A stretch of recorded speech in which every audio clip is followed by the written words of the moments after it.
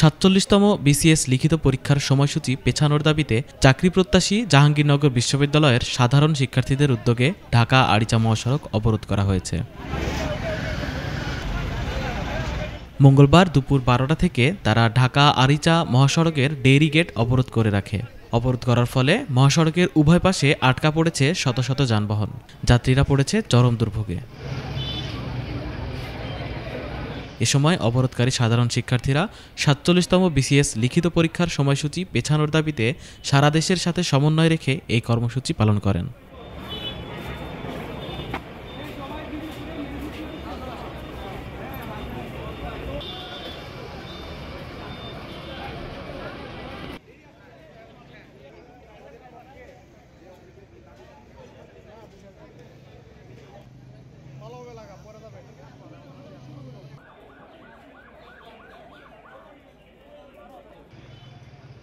সারা দেশে খুলনা রাজশাহীর স্টুডেন্টদের উপর তারা পুলিশি হামলা নির্যাতন করে। সেই প্রতিবাদে আমাদের স্টুডেন্টরা গত ৩ দিন ধরে ৪ জন স্টুডেন্ট আমরণ অনশন করতেছে, কিন্তু এর মধ্যেও তাদের কোনো মাথা ব্যথায় আসতেছে না, তারা কোনো বিবেচনা করতেছে না।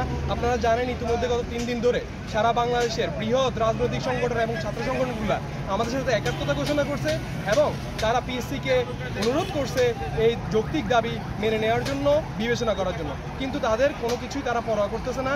তারা স্বৈরাচারী একটা সিদ্ধান্ত সবার উপর চাপাই দিচ্ছে। আমরা মনে করতেছি এই আন্দোলন শুধুমাত্র ৪৭তম বিসিএস লিখিত পরীক্ষার্থীদের যৌক্তিক দাবির জন্য না। এই ন্যায্য দাবি যদি আজকে তারা মেনে না নিয়ে স্বৈরাচারী সিদ্ধান্ত চাপাই দেয়, সামনে ভবিষ্যতে একের পর এক স্বৈরাচারী সিদ্ধান্ত তারা চাপিয়ে দিবে এবং বড় স্বৈরাচার হয়ে উঠবে। যে বিষয়ের উপর ডিপেন্ড করে ২৪-এর আন্দোলন হয়েছে, সেই সংস্কার, সেই পিএসসি এখন যদি আগের মতো চলমান থাকে, এটা আমরা মেনে নিতে পারি না। সেই প্রতিবাদে আমরা আমাদের অবস্থান কর্মসূচি পালন করতেছি, অবরোধ কর্মসূচি পালন করতেছি। আমরা সাধারণ জনগণের জনদুর্ভোগ চাই না। আমরা